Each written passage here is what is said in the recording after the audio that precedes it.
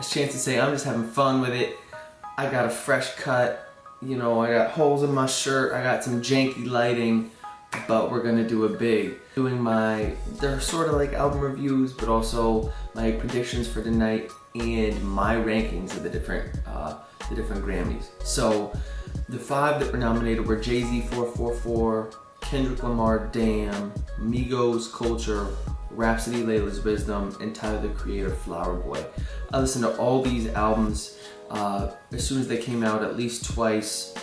Some of them I've heard a lot, some of them I've heard only a couple times. So let's get into it. Number 5, Migos Culture. I know some of y'all really fuck with the Migos, I get it.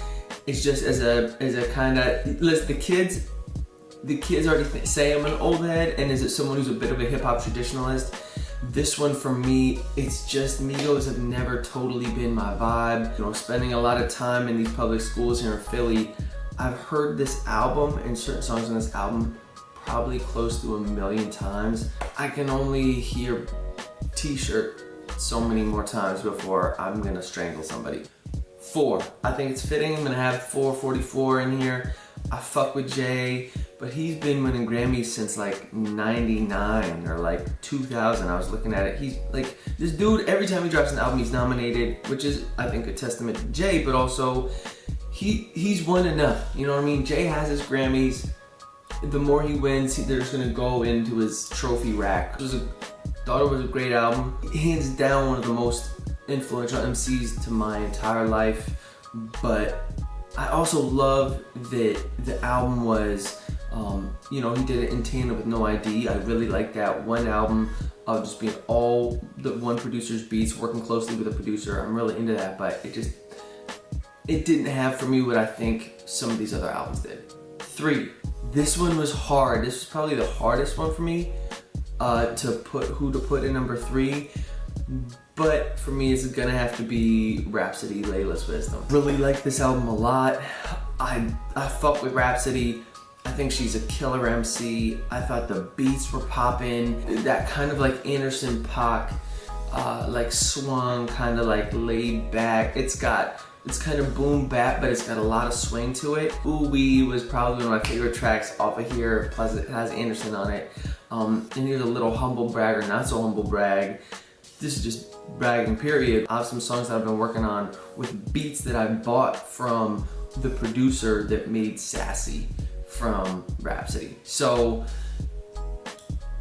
listen, Rhapsody, I love you. I think it's amazing that, you know, a black female MC is up here crushing it, but the actual album, I listened to it a couple times, it just didn't have those joints for me, replay value that I think I'm looking for in an album. Alright, number 2, if you know me at all, you already know what my number 1 is. So number 2 was Flower Boy. Tyler for me has been a little bit hit and miss sometimes. I really like some of his early stuff. Cherry Bomb, it just was a little too out there for me in the sense of, I appreciate he was doing his artistic shit, but some of the songs, it just didn't sonically vibe with me. I do think Tyler's a creative genius, and also spending time with a lot of young people, some people would tell me, some of these young kids, they say, hey man, this album, Flower Boy, was my entire summer. The fact that he's the leader of that crew, whatever, that's Tyler on his own, but I thought the album itself, I've gotten a lot of replay value out of it. And that's why it's number 2 for me. It was a tough call between Layla's Wisdom and Flower Boy, but Flower Boy just spoke to me more right now because there are more songs like 911 or Boredom. And Tyler makes, I'm not sure if many of y'all know this, but Tyler makes all of his own beats, which for me is a really big deal because being someone who's into beats and production and shit like that, I know how much work that takes. And so I fuck with Tyler just because I think his vision, the way that he can see and execute on what he wants to make happen, whether it's with his visuals, his music videos, or his beats, making his own stuff. Dude, to be at that level and to make your own beats, there are very few people that can do that. So I have so much respect for him. Number 1, who I think is gonna win the Grammy, Who better win the Grammy, because this man deserves it? Kendrick for Damn. I thought this was his best work. I love To Pimp a Butterfly. There are a lot of songs on there that I really dig and still get a lot of replay value out of, but Damn just had those bangers on it, man. It had the bangers, it had the love songs. I remember the first time I listened to the album, each song just feels like it was intentional, is its own story, meant to be there.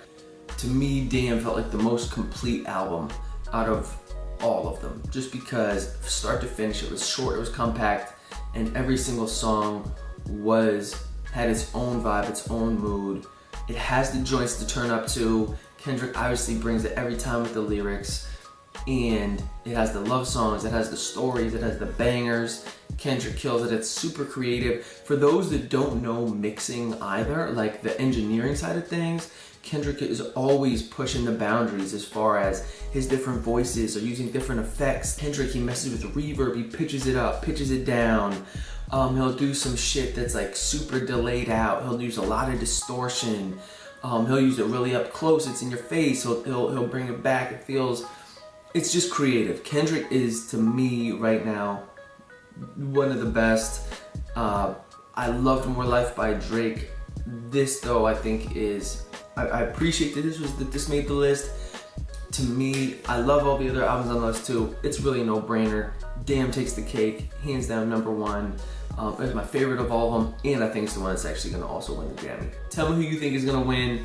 Again, when it comes to this sort of stuff, the Grammys, I don't put a ton of emphasis on the trophies because I think the culture will tell you who's the dopest, but I am always interested in sort of seeing how it plays out and who the industry kind of awards, gives these awards to. So tell me who you think is gonna win. I think it's Damn, hands down.